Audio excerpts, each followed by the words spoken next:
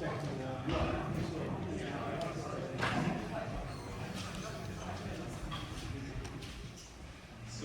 first of all, I would like to thank the committees, the organizing, the steering and program committee, for making this event possible and for their kind invitation. A few weeks ago, I was discussing with Lucas Pada what are the features of a successful conference. And I think that the main trait that signals the success of a conference is that people are enthusiastic to go there. You can see this a lot for the TACL series, so I'm very proud and excited to be here and participate in this event. Today we'll talk about a joint work with Achim Jung. We'll talk about the symmetry behind duality. Okay, now, in many stone-like dualities, both categories, they have an inherent involution, an inherent symmetry. We see some examples. For example, stone duality for bounded distributive lattices.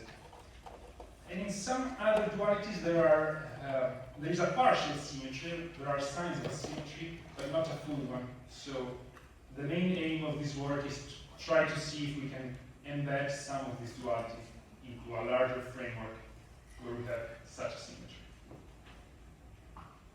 Okay, so the first example, well, so maybe here you see 1/1, but actually there are more slides.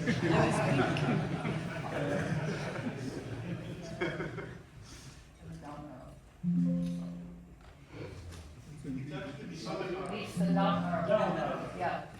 Okay. But you make the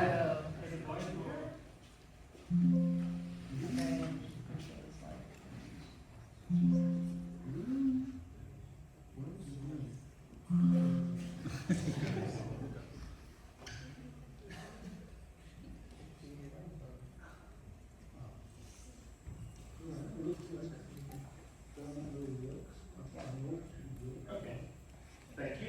So, okay, stone duality for bounded distributive lattices. It's a categorical duality between bounded distributive lattices and spectral spaces.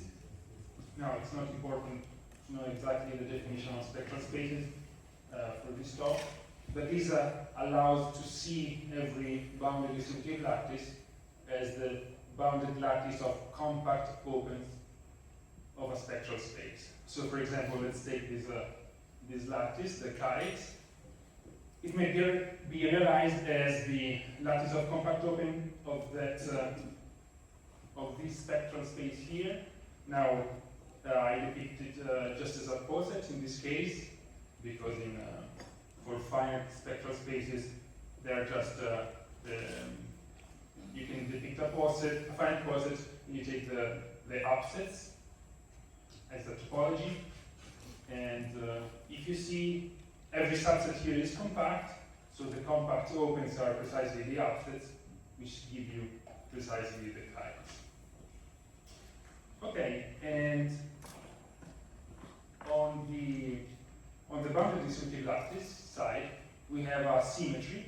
If you look at the definition of a bounded distributive lattice, you see that if you swap join with needs and you swap the order, you get another bounded distributive lattice. So, for example, here we can turn these upside down, and we get okay, and we get the reverse kites. Okay, this is an evolution. It should have also a correspondent in the spatial side. In this case, you just flip the spectral space as an order, and you get the upsets. Okay, so the underlying set is the same, but you take, well, the downset instead of the upsets. Okay, in general, given a possibly infinite bounded distributive lattice, there's still this asymmetry that you turn it upside down and you get a bounded distributive lattice. And on the spatial side, what is this involution? So we take a spectral space, like for example, 1 plus omega O. Okay, here the opens are precisely the upsets. And now you get another spectral space, which I denote by omega plus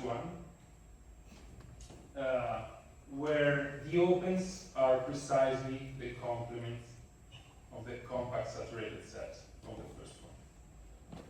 This is the inverse topology for those who attended the summer school, the lectures by Marcus Presser. Let me remind what is a saturated set. So, I write it here so that we have it always saturated. Means an intersection of opening.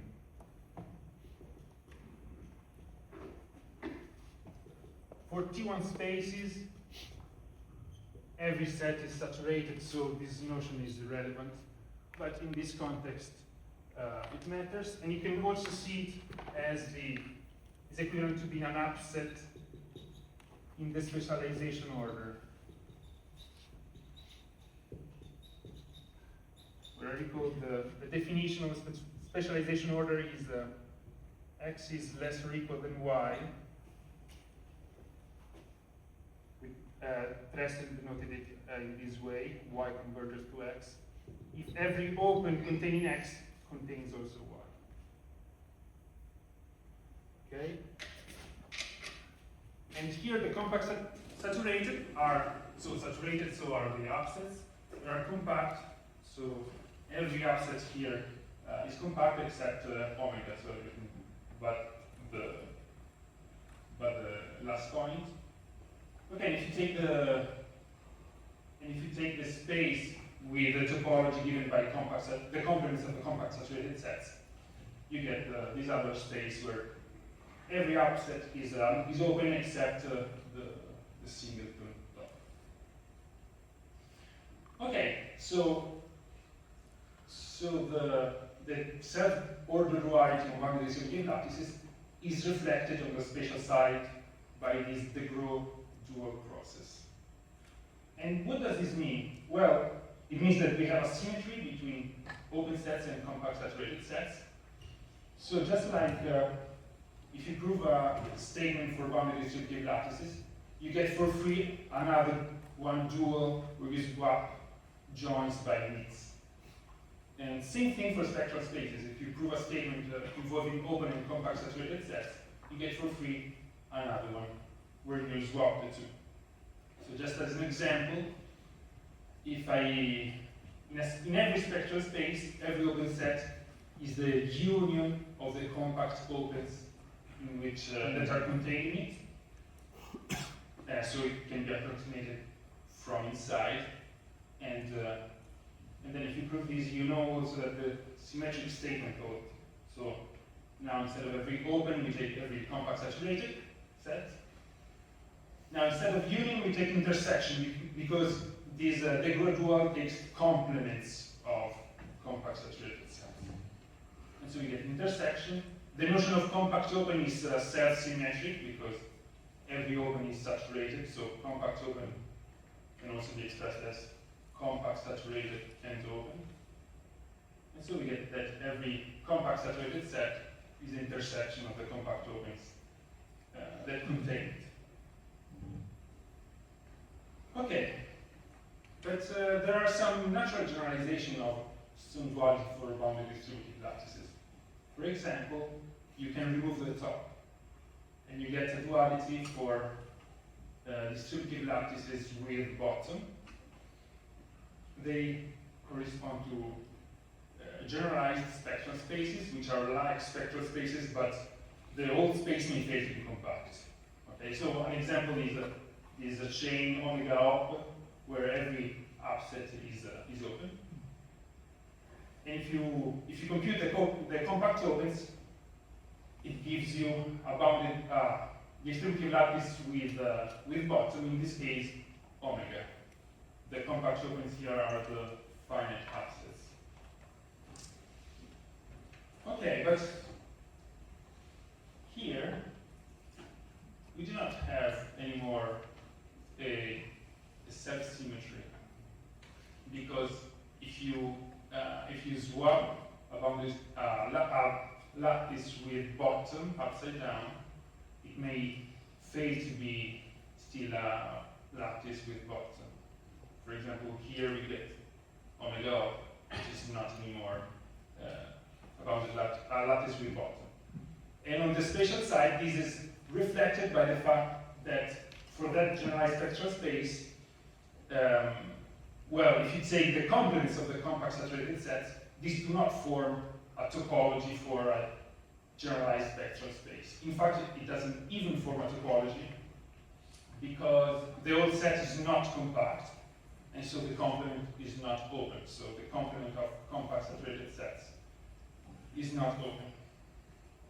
It's not a topology. Okay, so one idea would be to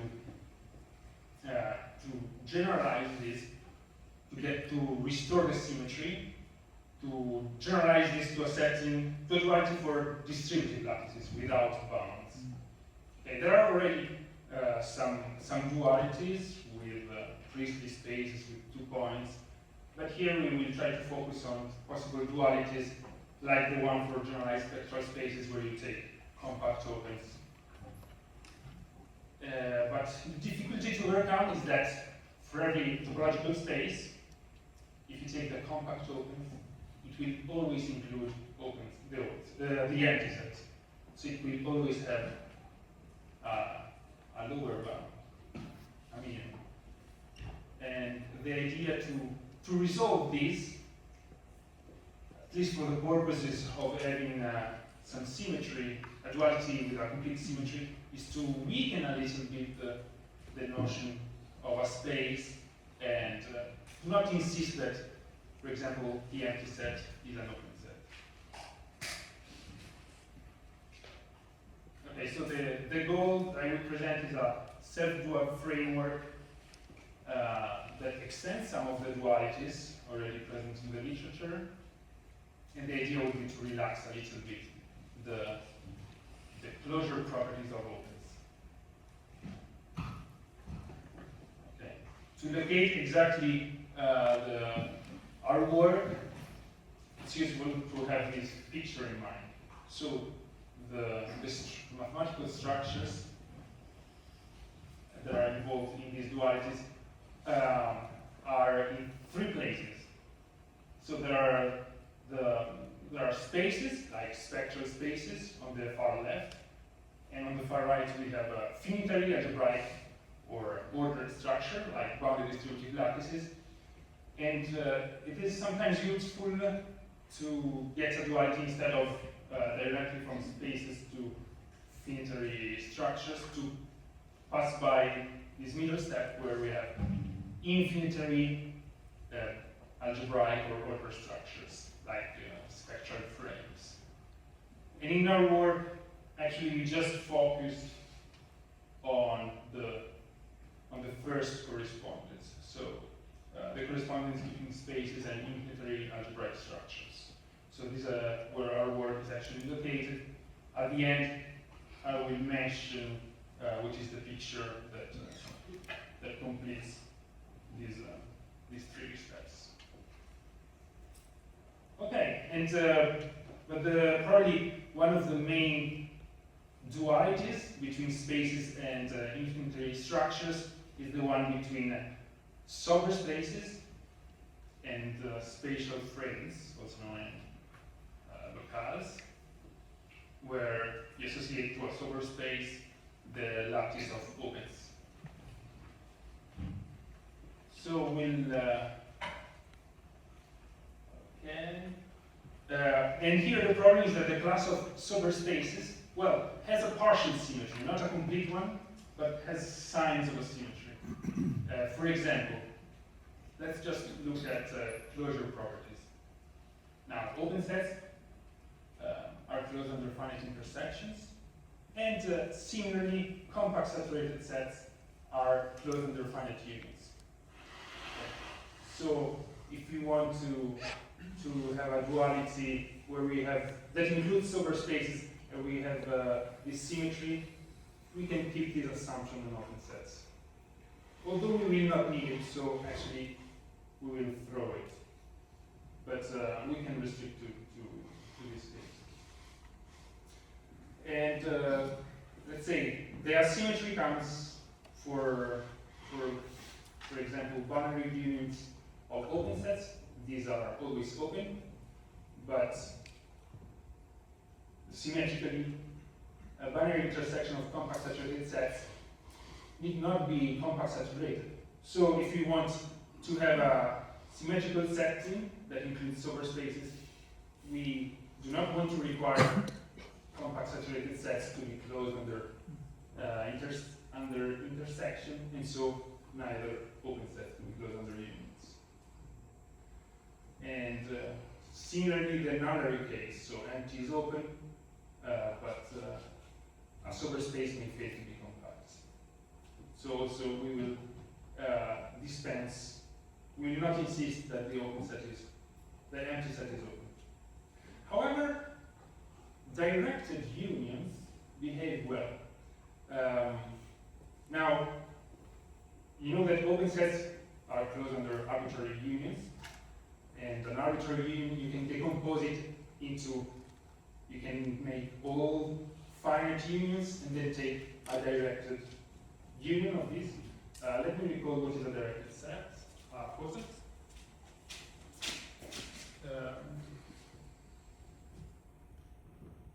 A directed poset is a poset where all finite subsets have an upper bound, or, well, we can just say the nullary in the binary condition, so that is non-empty, and for x and y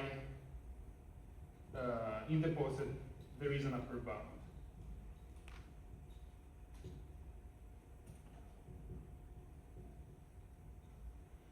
Okay.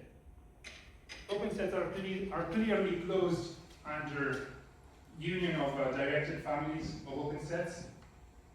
And similarly, down-directed intersections of compact saturated sets is compact saturated. Or if you're not familiar with the sober spaces, just think of a house of spaces that are particular sober spaces. Down-directed intersection of compact sets is compact. Okay, so we'll keep this thing. Okay, so the goal is to obtain a duality that generalizes the one between sober spaces and spatial frames, and where we have on both classes an internal symmetry. Okay, but in general, to do so, we have to take openness and compact saturatedness as primitive notions, if we want to include all sober spaces. And that's because, even for Hausdorff spaces, compact saturated sets need not determine the topology. So I can put on the same set two Hausdorff topologies that are different, but with the same compact sets, for example, the finite sets. And so compact saturated sets need not determine open sets, and so symmetrically we should not require open sets to determine compact saturated sets. Okay? If you still would like to have just one family, then actually restricting to the locally compact case, then one of the two families determine the other.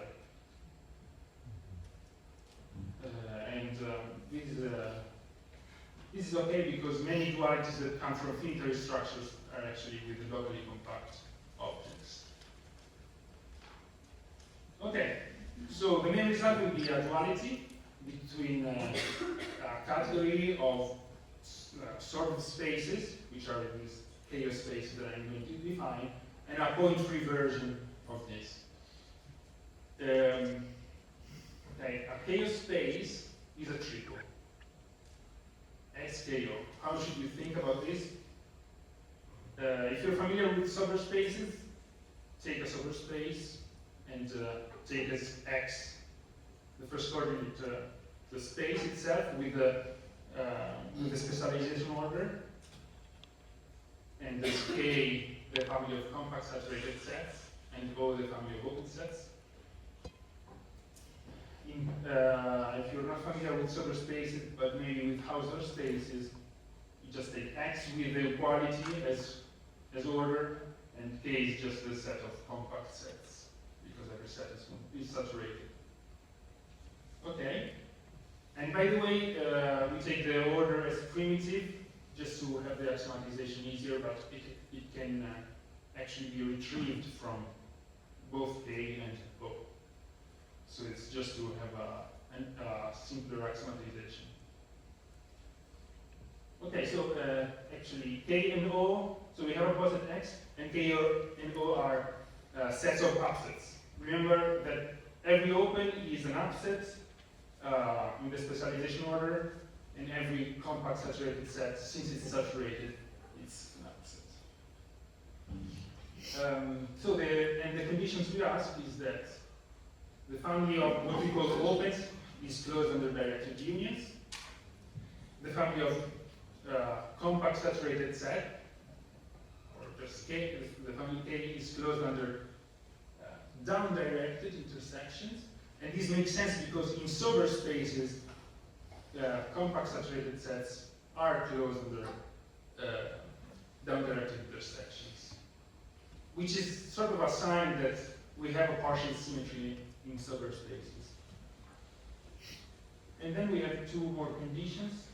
The first one, well, is essentially we should impose a relationship between open sets and compact saturated sets. And this, I mean, is essentially the definition of compactness. When is a set compact? A subset of a space compact. Maybe the most familiar definition is when every open cover has a finite subcover. But these open cover are arbitrary unions. And here, arbitrary unions of open sets are not really in the language, so to say. We have directed unions. And in fact, compactness can be phrased also in terms of directed unions. A set, well, a subset is compact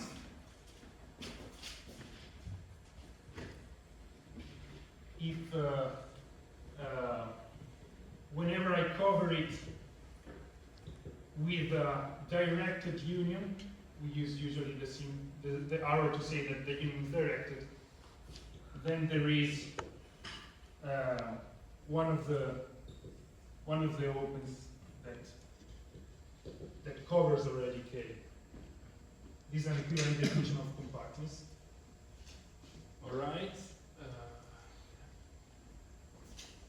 And that's what we consider here.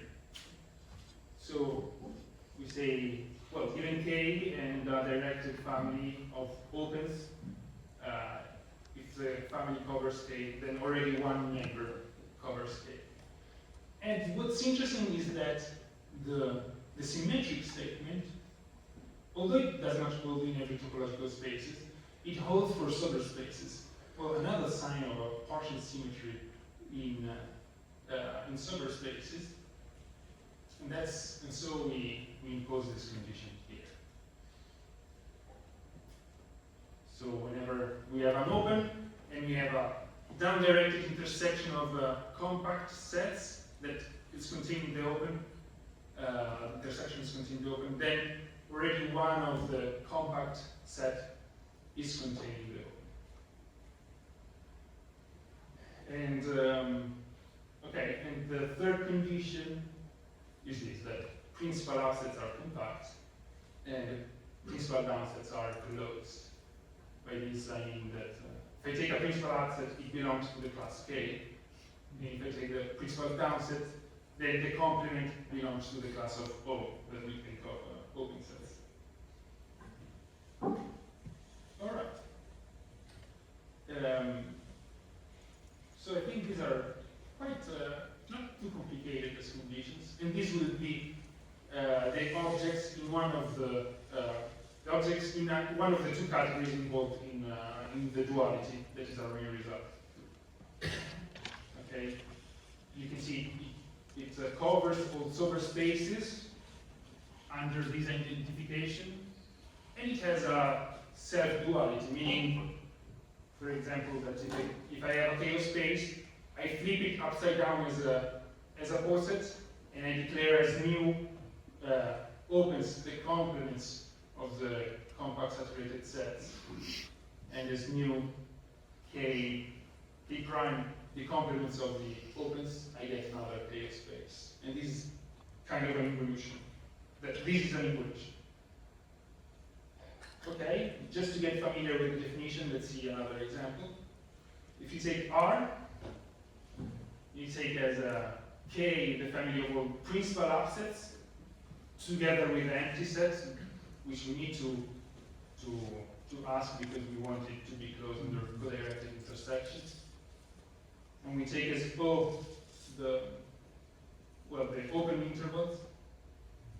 So all intervals of the form A plus infinity, together with the whole R, because we want O to be closed under directed unions. These forms are chaos space. And in fact, O is closed under directed unions, K under codirected intersections. Moreover, yeah, if I have a compact and I cover it with a directed family of open sets, already one of the open sets covered K, and dually, if I have a union and an intersection, a directed intersection inside the union, inside U, there is already one Ki containing U. And moreover, principal assets are in K, and the complements of principal downsides are in O. Okay, so the main result will be a duality between on the spatial side chaos spaces, and on the point-free side, actually there are two possible ways of going to the point-free side, which are tightly related. One is one is it's maybe easier to get things to do calculations. The other one is easier to see that structure satisfies this condition. Okay, so let's see both point-free structures. So to go from chaos spaces to distributive bi-dcpos, which I will define later, you forget the points of your chaos space, and you just remember the two families, K and O, and sort of a two sorted less or equal. Then you remember the inclusion relation of compacts into open sets. Okay, so given a compact that is an element of K in an open, an element of O, I remember whether K is contained in O or not. So, and from this information you can also recover the partial order on K and O under subset inclusion. So you can take it or not in your primitive signature of distributive bi-dcpos. Okay, we'll see later an axiomatization of the structure that we get in this way. I'll just mention that to go back, you take the set of completely prime pairs for a certain definition of completely prime. Okay, and to get the other kind of point-free structures, you associate to chaos space, so this triple X with a family of compact and a family of open sets. You associate the lattice of upsets. Okay, so it's a complete lattice, and you remember K and O just as subsets of this lattice. So distributive embedded bi-dcpos will axiomatize what you get in this way. They are called embedded because K and O are embedded in our complete lattice, the complete lattice of upsets. And yeah, they're called bi-dcpos because a dcpo is a poset that is has directed joins. O is such a poset. So bi-dcpo because instead K is the dual, so it flows under down-directed meets. All right. Again, here to go back, you take the set of completely prime pairs of your complete lattice. All right. So this is the picture. Now I'll just sketch briefly what are the definitions on the point-free side. Okay. This is an embedded bi-dcpo. It's a complete lattice together with two families which satisfy. So think of this as L as the lattice of upsets of your poset, and the two families as the compact and the opens. Now, every element of L is a join of elements from K, and that's because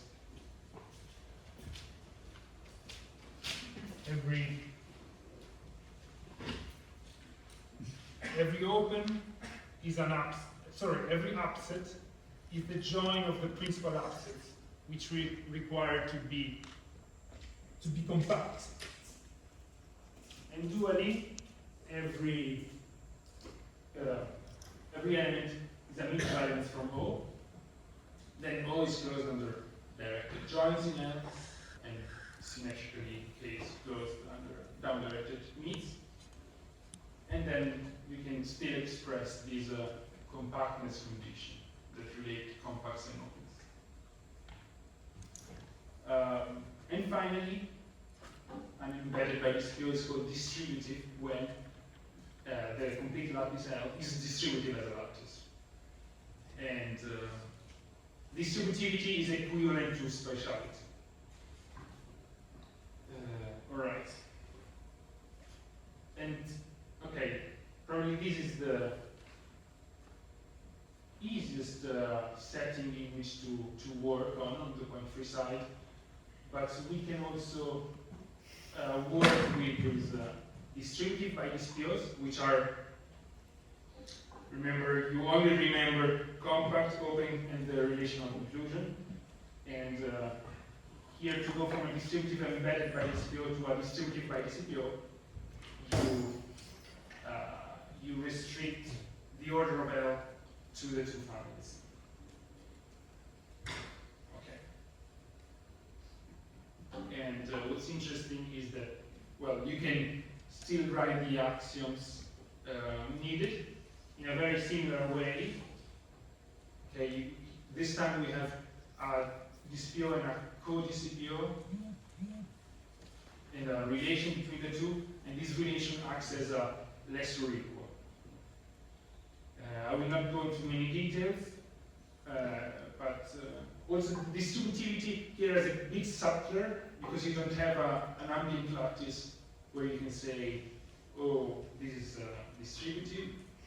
I mean, you can create an ambient lattice which is called the concept lattice of your bi-dcpo seen as a polarity, and in fact, what we call distributivity is states that this bigger concept lattice is distributive, but it can be said also internally with a first order condition that essentially uses the fact that distributivity is essentially the Jensen's catch rule. Okay, as we also saw in briefly in Drew's talk today, where he talked about I don't remember the name. Frobenius. The Frobenius. Okay. So here you can express the distributivity with a thing like the catch rule. Now maybe we're not going to details, but the idea is that spatiality is equivalent to distributivity, which is equivalent to these two sort of categories. Okay. Yeah, here I've written the way to go from a distributive bi-dcpos to a distributive embedded bi-dcpos. If you're familiar with polarities, you take the concept lattice, which is a complete lattice in which both K and O live. Okay, and the main result is that the category of chaos spaces with certain appropriate morphisms. In the paper, we use some certain relations as morphisms that, for example, compact Hausdorff spaces mean closed relations. This is equivalent to the category of distributive bi-dcpos, as well as the category of distributive embedded bi-dcpos, with certain morphisms, which are essentially certain adjoint functions. Okay, and the reason why I find it interesting is that it shows that there is a balance. On the one hand side, the structures are general enough to allow to identify superspaces and spatial frames inside it, and also have a self-symmetry, but also they are strong enough. They have enough axioms. They have those axioms that allow you to build a duality that restricts to the one between superspaces and spatial frames. I find it interesting that one such balance exists. Okay. So I just want to briefly mention so the connection with the distinctive lattice story I told you at the beginning, although we didn't explore yet this role. We just did the part between spaces and infinitely algebraic structures. But the way I see this picture, to complete it also with finitary structures, is the following. So, if you have a distributive lattice, maybe without bounds, you can construct distributive bi-dcpos by taking as K as compact the filters, so the down-directed offsets, as opens the ideals, so the directed downsets, and the relation between the two as the intersection, the fact that they intersect. This is a distributive bi-dcpos, and you can construct a chaos space by taking the completely prime filters, completely prime pairs, or you can go directly by taking the pairs of these complementary filters and ideals. And okay, and so distributive lattices will correspond to a certain class of chaos spaces, where O in general will not be a topology. Maybe, for example, it will not contain the empty set in general.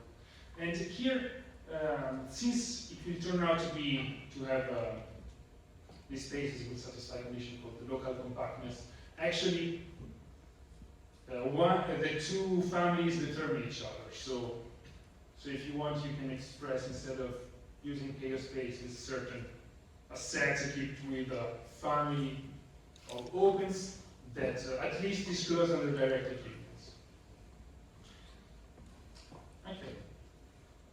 So, yes, so to conclude, what we did is to embed this duality between superspaces and spatial frames into a larger setting where we have on both sides a symmetry. On the spatial side, we have the symmetry between what we call open and what we call compact, and on the spatial, on the other side, again, for example, for distributive embedded bi-dcpos, you can flip the complete lattice upside down and exchange the two families of compact and opens. And so this embeds the duality of superspaces and spatial frames to this larger duality where we have a complete symmetry. So, for example, we can get two theorems at the price of one. If you prove one theorem, you can switch the two families to get another one. Okay, since I haven't given you too many details, I left the link to the archive preprint. With this, I would like to thank you.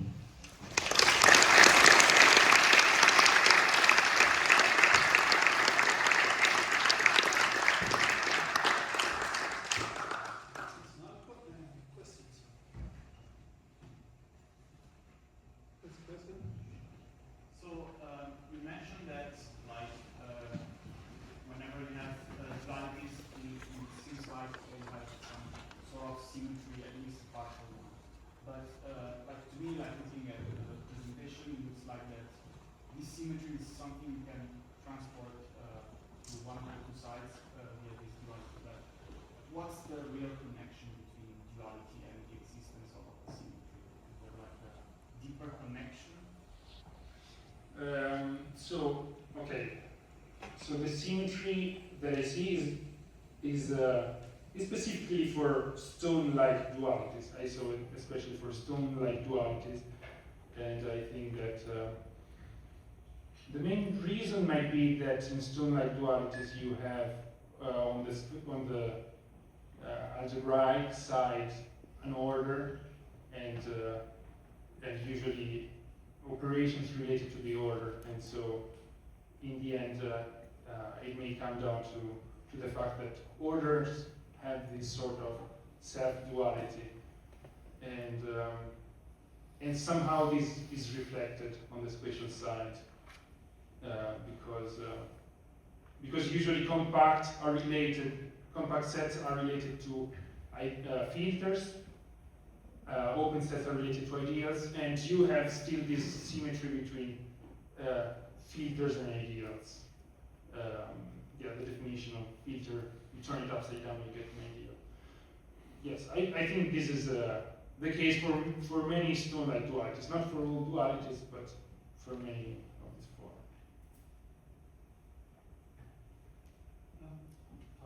Thanks for a very stimulating talk. So let me try to restrict myself to a few questions.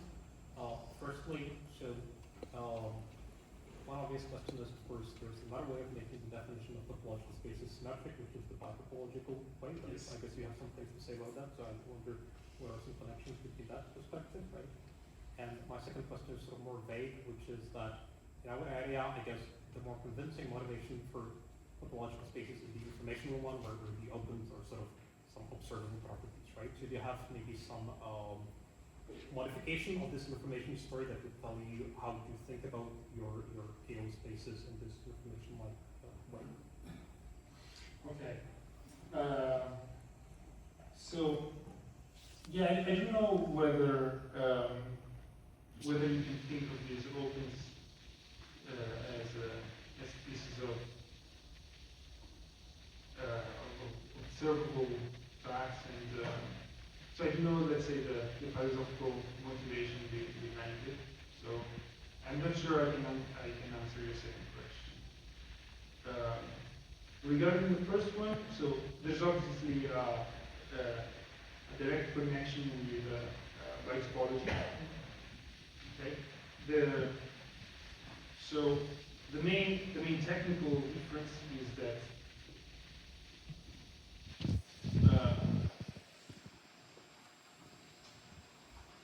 so here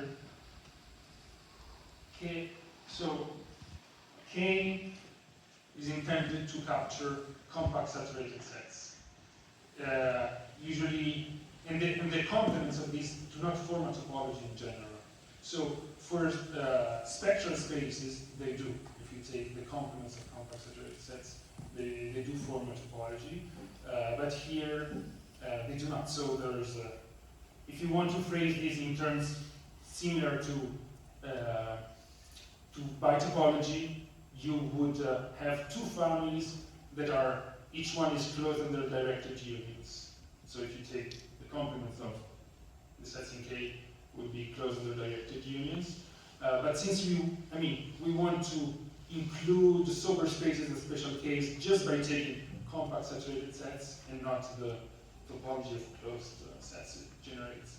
We have this weaker condition, which on the on the point-free side, I think it has some advantages. At least,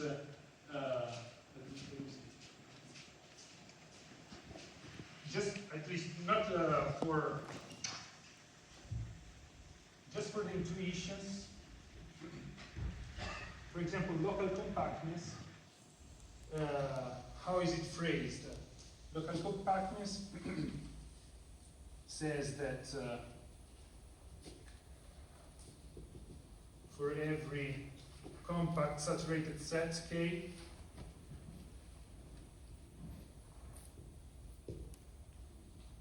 and every open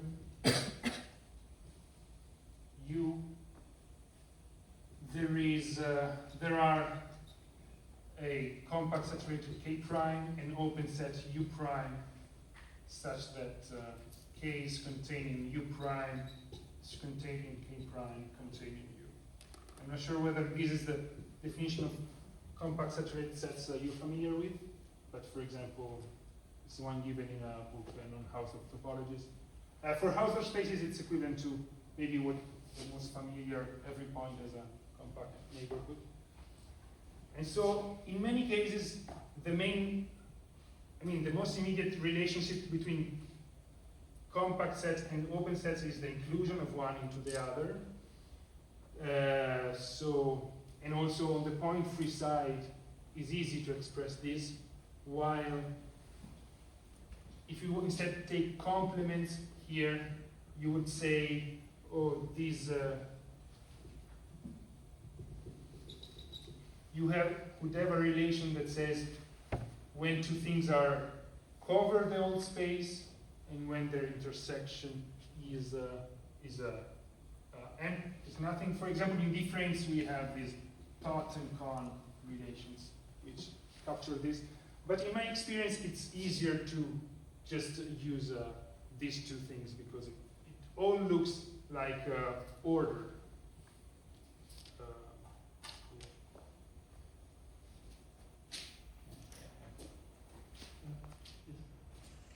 So it is known that from the 90s that the opposite of topological spaces forms a quasi-variety. So this is kind of also interesting duality result. So in this sense, for example, in this setting, does the complement the opposite of this category of KO spaces, do they form some kind of a quasi-variety?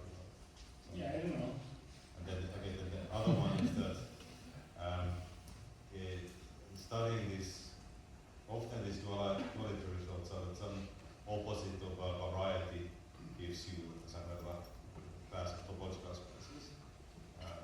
So I wonder, could this be generalized to this setting of studying what kind of quasi-varieties you get from these kind of constructions? Like from a little bit different perspective. Okay, so I think I got the first question, which asked whether the opposite is a quasi-variety, which I don't know. I don't know. There's a self-duality here, so probably it destroys things. Yeah. So that probably doesn't work. I don't know. But you asked also. The second is that extending this idea that you have already a duality between topological spaces and a quasi-variety, can you somehow push this duality into these more complicated settings? You wouldn't get necessarily dualities between varieties and these topological spaces, but some kind of quasi-varieties. So I'm wondering if this kind of late thought has been worked more or okay. I'm not sure I understood correctly, but yeah, we haven't worked on this direction. Okay. Thank you.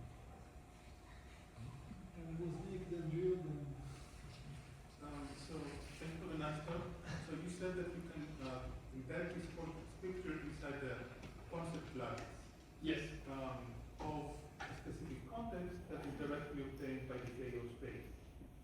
Yes. The context, and you observe that there are special features of this context, namely that the dispersal condition that captures distributivity at the context level. Yes.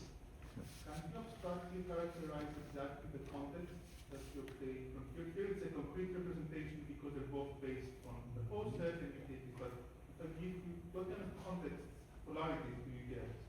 Apart from what, so I know for sure that it's going to be distributive in the sense of dispersal condition, but what else do you need to have? Which has to transpose the distributivity of the concept lattice in the context language. Here you get the context. Yes. The sets and the Yes. relation between them. And this is a special kind of context. Yes. Can you characterize exactly the context you get? Yes.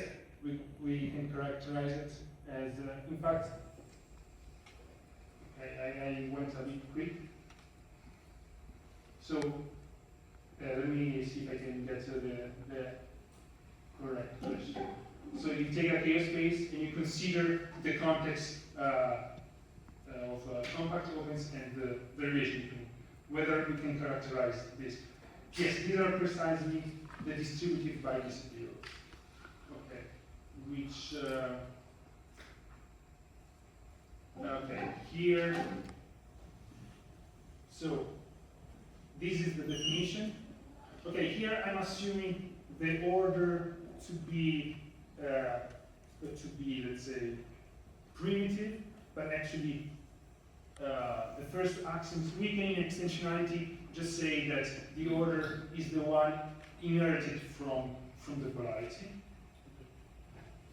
So you can think of it as not primitive. And then, I forgot to say that. Okay, I forgot to say that in this order used by the polarity, O should be closing the directed unions, K should be closing down-directed meets. Not should be closed, should have directed joins, and K should have down-directed meets. And then these two conditions for every K in every directed family of O elements. If K is related to the directed union, then there exists one I, such that You make reference to the lattice to explain the context. Right. Yeah, the lattice.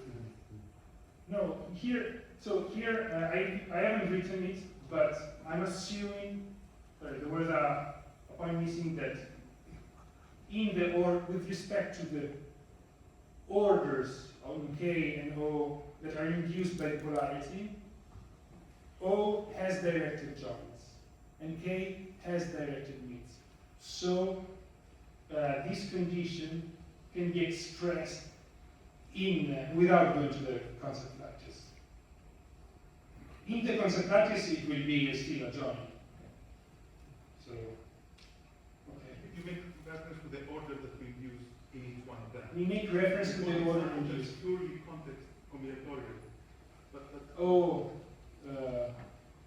purely order, like a No, he's first order, purely order. yes, like distributivity. Oh, yeah, we don't, I don't have purely first order condition. This might be a related question, and it might help settle this. You write K arrow U comma L. What does that mean? You didn't define that relation. Yeah, I didn't define it. That's perfect. Good spot. Okay. So,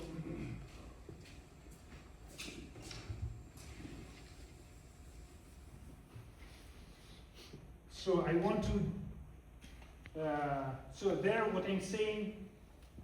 So first of all, if you think of L and V being equal, just to motivate this condition, this is precisely the catchment. Yeah. Well, that's transitivity. Yes. Transitivity. Yeah. Where you should think of the first arrow as K less or equal than the join between U and L, and the last one, the Mhm. mean between v and k less or equal than u. Okay, but how can we express intrinsically in the context k less or equal than u join L, where this is in k, this is in k, and this is in O? We don't have, the join is only available in the concept lattice, in the complete lattice in which they live. Well, what I can the way to say this is to say, oh, every upper bound, everything that is greater than this is greater than this. So to say that k is less or equal than this, we can say for all things, let's say for all v such that there are greater than u join L, then v is greater than k. Still, this is not expressed in the internally, but being greater than a join is the same thing as saying, well, for all v such that u is less or equal than v, and L is less or equal than v, then k is less or equal than v. And now for this is the order induced by the polarity. The order induced by the polarity says that, well, similarly, that this means for all S in K, if S is less or equal than U, then S is less or equal than V. So this is completely in the language of polarities. This is actually expressed in the language of polarity, and this also. So that's how you formulate this internally. And by the way, this condition is not the one I defined. Ernest defined this, calling it weak distributivity. In general, for a polarity is not equivalent to the distributivity of the concept lattice, but for bifounded, what we call bifounded polarities, it is the case, and bi-dcpos are bifounded. So for bi-dcpo, this, which Ernest called weak distributivity, is equivalent to distributivity of the lattice. And by the way, I think it uses the axiom of, it uses the axiom of choice. I don't know if it's necessary to say that if these hold, then the concept lattice is distributive. It's a very short question. Very short question, yes. Again, about distributivity of the concept lattice. Do you get only distributivity, or do you get some sort of infinitary distributivity as well? Well, you get the consequence. So it will be the upset of a lattice. In the end, it will be the lattice of upsets of a poset. So it will be what is sometimes called a Rayleigh lattice. So we have a complete distributivity. Yes, but the fact is that you don't need to ask for it. You just follow it. Good question. There are still questions, but I propose. You had a question. Yeah, sure. Please. Okay. So, is there a version of this that is in the Priestley duality? Was my original question, but now it's starting to look like the version you presented is really Priestley duality. Is that right, or do you have another way of thinking about it? Yeah, I think I don't have a version. This version is not very similar to Priestley duality because we have just two families, open and compact. They might not come from a patch topology. Also in several spaces, I don't know whether we can express these in Priestley-like terminology. So I think it's a different direction. But do you think there's like a subcase where there's a kind of Priestley story that you can do, or some of the I think, yeah, probably is a subcase, but I don't know whether it's sensibly larger than just the spectral spaces or, let's say, extremely compact spaces.